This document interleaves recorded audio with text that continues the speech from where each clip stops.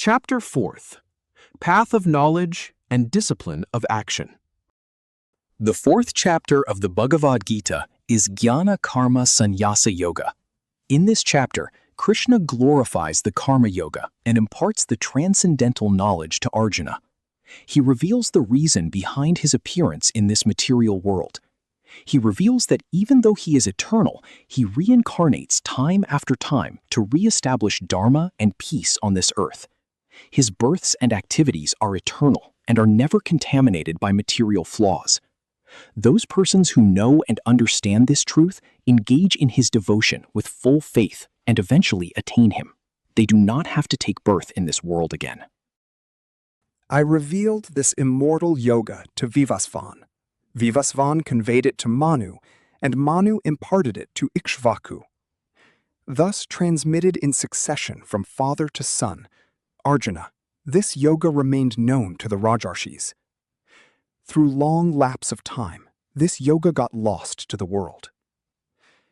The same ancient yoga, which is the supreme secret, has this day been imparted to you by me, because you are my devotee and friend. You are of recent origin, while the birth of Vivasvan dates back to remote antiquity. How then am I to believe that you imparted this yoga at the beginning of the creation?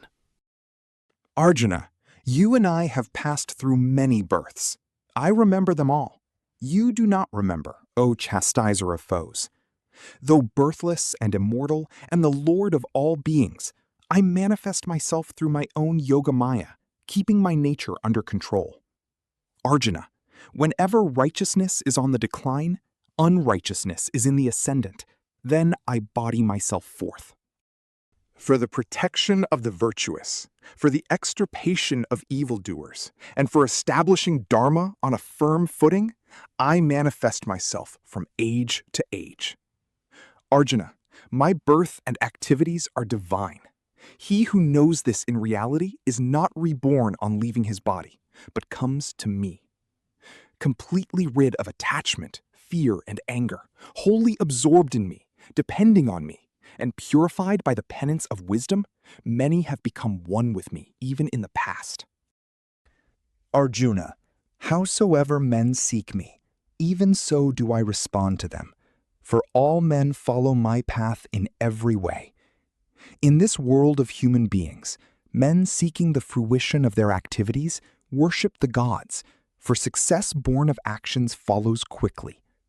The four orders of society were created by me, classifying them according to the gunas predominant in each and apportioning corresponding duties to them. Though the originator of this creation, know me, the immortal Lord, to be a non-doer.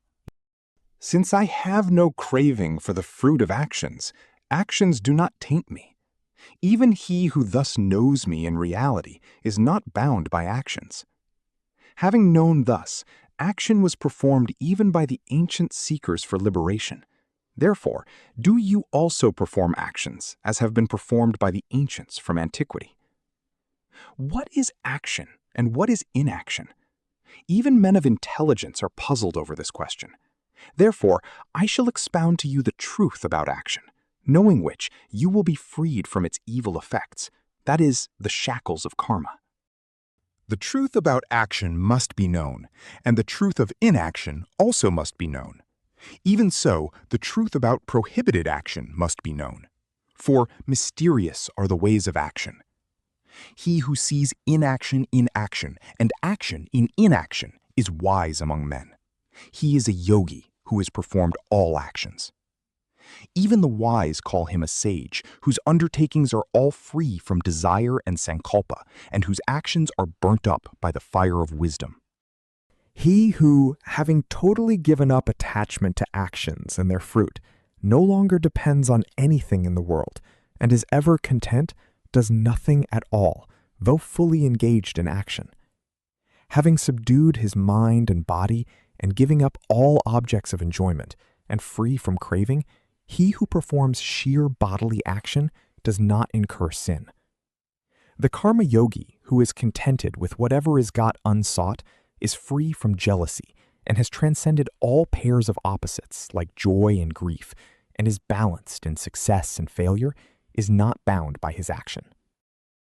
All his actions get dissolved entirely, who is free from attachment and has no identification with the body, and free from the feeling of mine, whose mind is established in the knowledge of self, and who works merely for the sake of sacrifice. In the practice of seeing Brahma everywhere as a form of sacrifice, Brahma is the ladle, Brahma again is the oblation, Brahma is the fire, Brahma itself is the sacrificer, and so Brahma itself constitutes the act of pouring the oblation into the fire.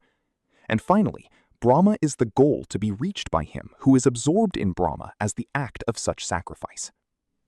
Other yogis duly offer sacrifice only in the shape of worship to gods, while others perform sacrifice by offering the self by the self itself in the fire of Brahma, through the sacrifice known as the perception of identity.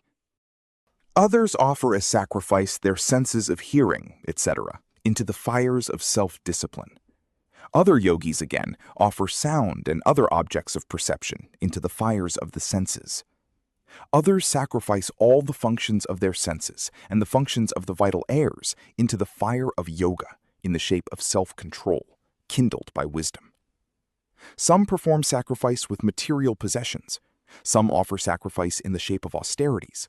Others sacrifice through the practice of yoga, while some striving souls, observing austere vows, perform sacrifice in the shape of wisdom through the study of sacred texts.